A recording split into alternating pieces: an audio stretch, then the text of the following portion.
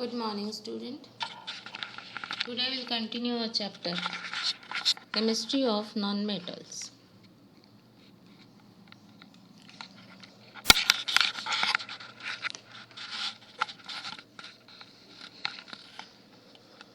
Chemistry of nonmetals.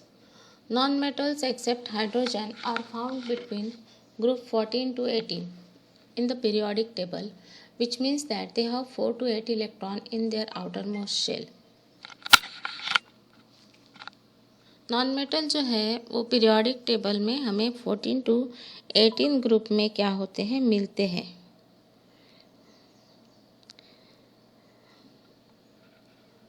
और उनके outer most orbit में 4 से 8 इलेक्ट्रॉन होते हैं। Since non metals have a tendency to gain electron, therefore they are electronegative in nature. Non metal की tendency होती है कि दे आर इलेक्ट्रॉन एक्सेप्टर, और इसीलिए उनके ऊपर चार्ज क्या होता है, नेगेटिव होता है, and their nature is electronegative. We know that non metal are more electronegative than metal, but electronegativity of each non metal is not same. In the chapter on periodic table, we saw that electronegativity decreases on going down a group and increases on moving from left to right in a period. जब हम periodic table में देखते हैं electronegativity, तो group में वो क्या होती है, moving down the group decreases, but जब हम पीरियड में लेफ्ट से राइट मूव होते हैं तो वो इंक्रीज होती है। इसका मतलब है elements of group 17 are more electronegative. Fluorine has the highest electronegativity and that for oxygen and chlorine is also quite close. Oxygen और क्लोरीन की इलेक्ट्रोनेगेटिविटी की वैल्यू भी लगभग सेम है. The value of electronegativity determine how a non metal will react with metal और other non metal. और ये electronegativity की वैल्यू हमें बताती है कि ये नॉन मेटल किसी दूसरे मेटल के साथ या नॉन मेटल के साथ कैसे रिएक्ट करेगा. All non metal except those in group 18 form negative ion और covalent bond during chemical reaction. जितने भी नॉन मेटल्स है सिर्फ 18 ग्रुप के छोड़ के, they form negative ions और covalent bond during chemical reaction. Let us now study some common chemical reactions shown by different non-metal.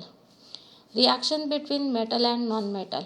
We have previously read about the reactions between metals and non-metals. हम पहले भी इस reactions के बारे में पढ़ चुके हैं. आज देखते हैं वापस इसको थोड़ा सा रिवाइज कर लेते हैं. Twice Mg plus O2 magnesium plus oxygen, magnesium ribbon burn in air form magnesium oxide MgO. Again it is a solid white colour powder. Then copper when burn in air copper oxide is form. Then iron react with sulfur, formation of iron sulfide. Then magnesium react with nitrogen, formation of magnesium nitrate. And sodium Na react with chlorine, formation of sodium chloride. Sodium chloride is a common salt that we use in our daily life. Then calcium plus phosphorus, they react with, both are solid, and when they react with each other they form calcium phosphide Ca3P2S. Metals and non-metal react with one another to form ionic compound. इसका मतलब है जब कोई भी metal किसी non metal के साथ react हो रहा है तो वो क्या हो रहा है, एक आयोनिक कंपाउंड फॉर्म कर रहा है. Here the metal is oxidized and non-metal is reduced. यहाँ पे आप देखोगे तो मेटल क्या हो रहा है, ऑक्सीडाइज हो रहा है, ऑक्सीडेशन हो रहा है इसका. यहाँ पे देखो Mg प्लस O2 गिव्स अस MgO मैग्नीशियम ऑक्साइड, और नॉन मेटल जो है वो रिड्यूस हो रहा है. क्या ये बात आप लोगों को समझ में आई? हम लोग रेडॉक्स रिएक्शन पहले भी पढ़ चुके हैं. और ये आपका एक मेटल है और ये ऑक्सीजन है, नाइट्रोजन है, क्लोरीन है, ये सारे आपके क्या है, नॉन मेटल है. मीन्स ये रिएक्शन है between metal and non metal. तो आपको क्या मिल रहा है, oxides, metal oxidise and non metal is reduce. यहाँ पे मेटल का ऑक्सीडेशन हो रहा है. और ये जो कंपाउंड आपको यहाँ पे मिले हैं, जितने भी कंपाउंड यहाँ पर दिख रहे हैं आपको, कैल्शियम फॉस्फेट, कैल्शियम फॉस्फाइड हो, चाहे मैग्नीशियम नाइट्राइड हो, copper oxide, magnesium oxide, ferrous sulphide, magnesium nitrate, ये सारे जो कंपाउंड्स आपको मिल रहे हैं ये सारे कैसे हैं, आयोनिक कंपाउंड्स है।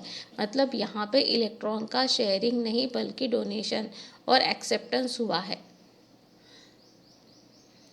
रिएक्शन बिटवीन नॉन मेटल, अब हम बात करते हैं एक नॉन मेटल किसी दूसरे नॉन मेटल के साथ रिएक्ट होता है तो क्या होता है।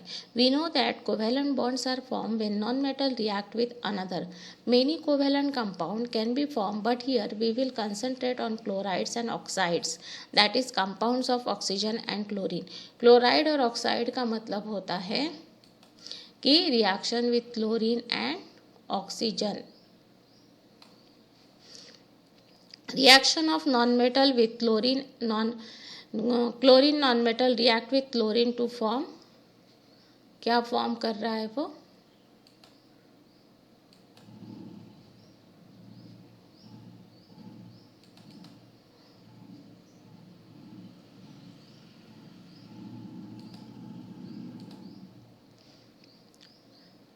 can be formed here on concentrate on chlorides and oxides.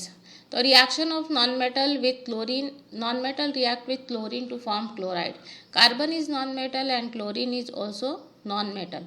Both react with each other and form carbon tetrachloride. Means non metal के साथ जब रिएक्ट करता है तब यहाँ पे हम लोग कौन से रिएक्शंस देखने हैं, क्लोराइड्स और ऑक्साइड्स के।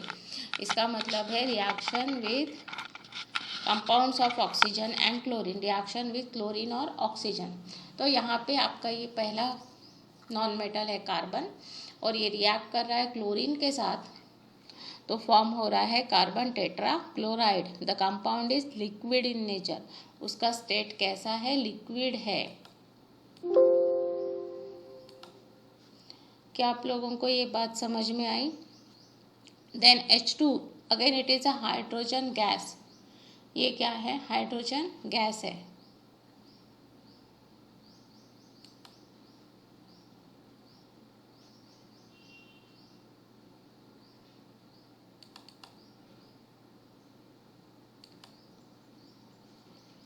Hydrogen gas react with chlorine gas, both are non metal, they form hydrogen chloride.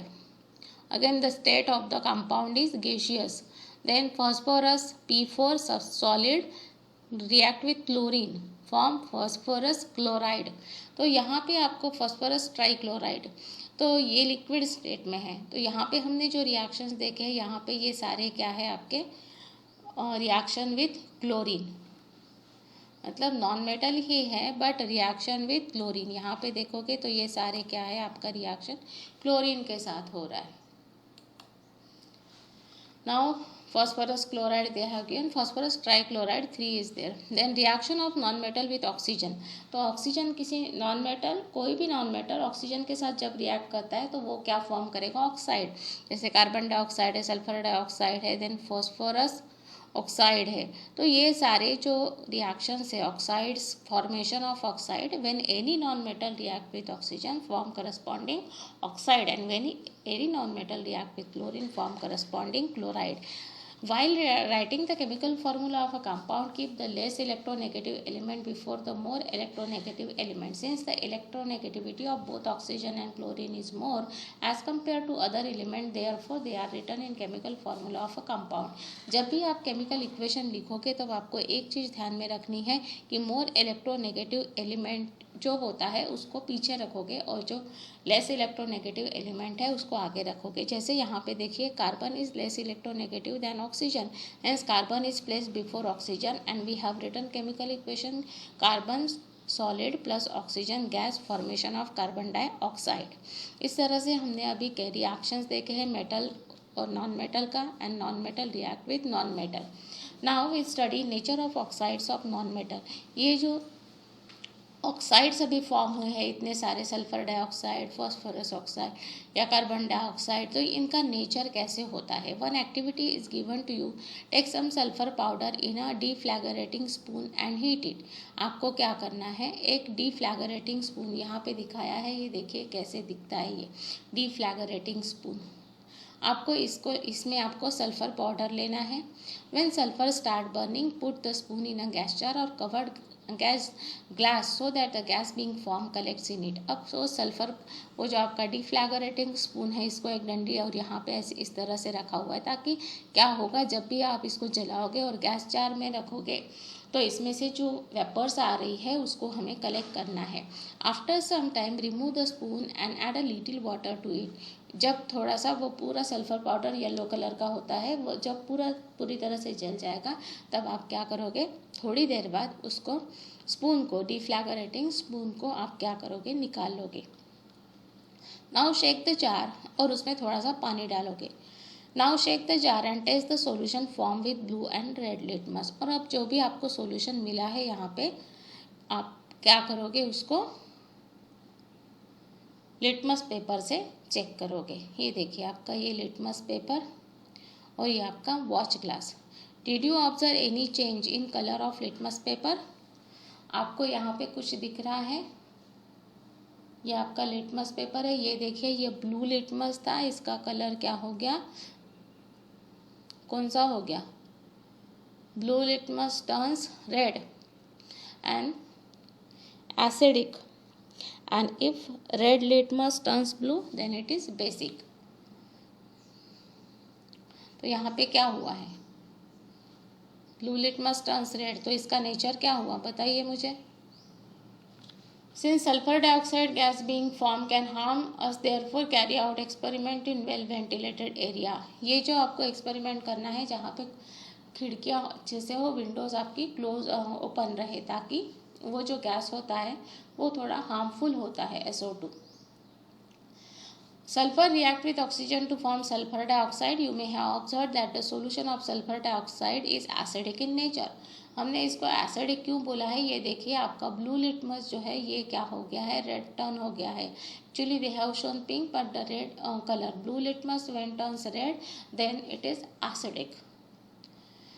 Acidic in nature. SO2 sulphur dioxide plus water. हमने उस सल्फर डाइऑक्साइड जो फॉर्म हुआ था उसमें पानी डाला तो हमें मिला H2SO3 and the solution of most non metal oxide in water acidic. Carbon dioxide plus H2O form H2CO3 carbonic acid, but all non metal oxides are acidic. We know that water is an oxide of hydrogen but it is neutral। जितने भी not all non metal oxide, जितने भी non metal oxides आपको मिल रहे हैं वो सारे के सारे एसिडिक नहीं होते हैं, कुछ कुछ होते हैं। जैसे यहाँ पे कार्बोनिक एसिड है, H2CO3 है, H2SO3 है, तो ये दोनों भी कैसे हैं, एसिडिक इन नेचर है। We know that water is an oxide of hydrogen. हमें पता है कि वाटर क्या है, oxide of hydrogen.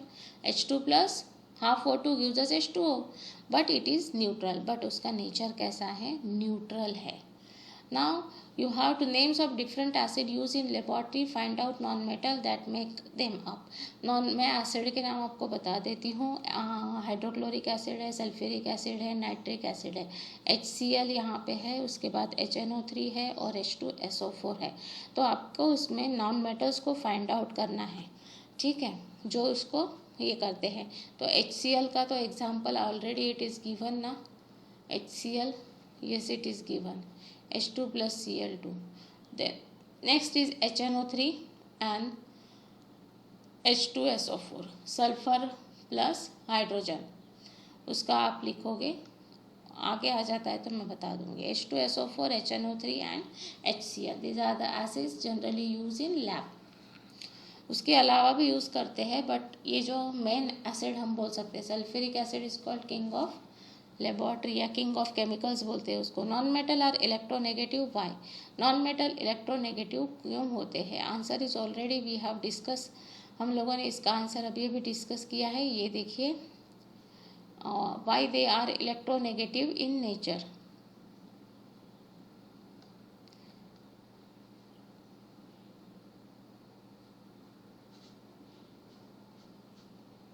Answer is given here.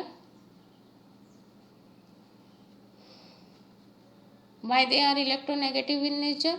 Because they accept electron and become negatively charged. And what is the value of electronegativity? Increases from moving left to right.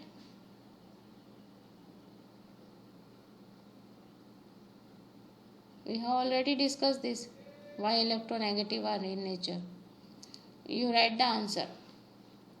You are given an element. How will you identify whether it is metal or non-metal? Give 3 means. आपको दिए है कोई भी element आपको दिया है और आपको आइडेंटिफाई करना है वो मेटल है कि non metal. The properties, physical properties of metal and non metal we have already discuss and you have also studied in earlier classes. Try to write the answer. तीनों भी मीन्स आप बताओगे उसके. Then next we will discuss some important non-metal. Consider the name hydrogen, oxygen and nitrogen. Do you notice any similarities in name? All of them end in GEN. अब देखो ये यहाँ पे भी GEN है, यहाँ पे भी GEN है, यहाँ पे भी GE है. नेम्स हाइड्रोजन, ऑक्सीजन, नाइट्रोजन सबके इसमें GEN है. Have you observed this? This is GEN. Here it is GEN. And here also it is GEN. Actually the suffix GEN is derived from Greek word. ये जो GEN है ये कहाँ से discover हुआ है? ग्रीक वर्ड एंड जीन से. Greek word gene से ये क्या हुआ है? डिस्कवर हुआ है. Which means one. इसका मतलब होता है one. Which produces. For example hydrogen is combination of hydro which means water and gene and Jane. Thus the word hydrogen means one which form or produces water. यहाँ पे कितना सुंदर meaning दिखा है हाइड्रोजन का. Hydrogen means one which forms or produces water. When oxygen was discovered, it was believed that this element was needed to form acid, oxyacids, and thus the name oxygen was given. Oxygen forms acid, oxyacids. इसीलिए इसका नाम क्या दिया है? Oxygen. Nearly 70% of the earth's surface is water. हमें ये सब पता है कि 70% क्या है? वाटर है. And which is a compound of hydrogen and oxygen. And the air around us is about 78% nitrogen, 21% oxygen. And this is the reason why these three are also known as elements of air and water. Nitrogen, oxygen और hydrogen को हम क्या बोलते हैं? Elements of air and water. Along with oxygen these three non-metal form many compounds such as protein that are vital and fundamental to life. इसके अलावा ये जो नॉन मेटल्स है, 3 non metal hydrogen, oxygen and nitrogen, ये क्या करते हैं? बहुत सारे कंपाउंड्स फॉर्म करते हैं. जैसे कि एग्जांपल दिया है प्रोटीन. और प्रोटीन किसके लिए ज़रूरी है? Vital and fundamental to life. हमारे शरीर के लिए प्रोटीन की बहुत ज़्यादा ज़रूरत होती है. तो इसी तरह से हमने अब पढ़ा कि हाइड्रोजन, ऑक्सीजन और नाइट्रोजन ये GEN क्या होता है? Hydrogen. Now will study what is hydrogen. Usually we say that element has been discovered only when it has been isolated in pure form and its physical and chemical properties have been studied. Usually in 1671, the British scientists observed that a highly inflammable gas is produced in the reaction between iron and hydrochloric acid, but he did not study it systematically or identify it as a new element. हम लोगों ने अभी तक ऐसे देखा था कि element का जब डिस्कवरी होता है तो उसको क्या करते हैं? आइसोलेट करते हैं और उसकी फिजिकल और केमिकल प्रॉपर्टीज इंडिविजुअली स्टडी की जाती है. 1671 में ब्रिटिश साइंटिस्ट ने एक इनफ्लैमेबल, हाईली इनफ्लैमेबल गैस, जो कि बहुत जल्दी आग पकड़ लेता है, ऐसे गैस का in the reaction between iron and hydrochloric acid. Hydrochloric acid और आयरन का वो जब रिएक्शन कर रहे थे, कौन? एक ब्रिटिश साइंटिस्ट. तो उन्होंने एक गैस देखा, उसमें से जो गैस निकली वो कैसी थी? Highly inflammable gas. बट उसको वो आइडेंटिफाई नहीं कर पाए as a new element. Other scientist also saw that many metals are soluble in acid producing inflammable gas, but it was Cavendish who in 1776 proved that this was the gas was different from other gases. Therefore he is credited with the discovery of hydrogen. तो hydrogen की discovery का श्रेय किसको जाता है? Cavendish को, क्योंकि उन्होंने उस गैस को देखा और उसकी प्रॉपर्टीज़ को स्टडी किया और उन्होंने बताया कि ये दूसरे गैस से कैसा है? अलग गैस है. तो इसीलिए डिस्कवरी ऑफ हाइड्रोजन का क्रेडिट जाता है कैवेंडिश को in the year 1776. He also produced water from hydrogen and oxygen, and on the basis of this reaction Lavoisier named the new gas hydrogen. उसके बाद क्या हुआ? लेवॉइजर ने उसको न्यू गैस को नाम दे दिया hydrogen. 93% of the universe is hydrogen.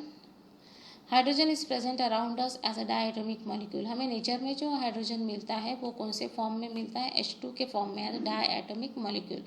On Earth, we rarely find pure hydrogen molecule and it is usually found as a compound. हमें क्या है, हाइड्रोजन एक प्योर फॉर्म में नहीं मिलता है, कंपाउंड फॉर्म में मिलता है। Hydrogen is colourless, odourless, tasteless gas. Hydrogen का प्रॉपर्टी देखिए, वो कलरलेस है, ओडरलेस है और टेस्टलेस गैस है, which is extremely inflammable. But उसकी और एक भयंकर प्रॉपर्टी है कि वो जल्दी से क्या करता है, आपको पकड़ लेता है। In previous classes you have read about isotope. Hydrogen has 3 isotope called protium, deuterium and tritium. Hydrogen के 3 आइसोटोप होते हैं। आइसोटोप का मतलब क्या होता है कि having same mass number, atomic number but different mass number. तो इनके 3 आइसोटोप्स है। पहला है 1H1 protium, deuterium 1H2 and tritium 1H3। The atomic number of hydrogen and the relative atomic weight is also 1। उसका एटॉमिक वेट और relative atomic weight दोनों भी कितना है? 1 है। Now laboratory preparation of hydrogen gas. अब बात करते हैं, till then you write question answers of this and then we will discuss in next video laboratory preparation of hydrogen gas. Thank you.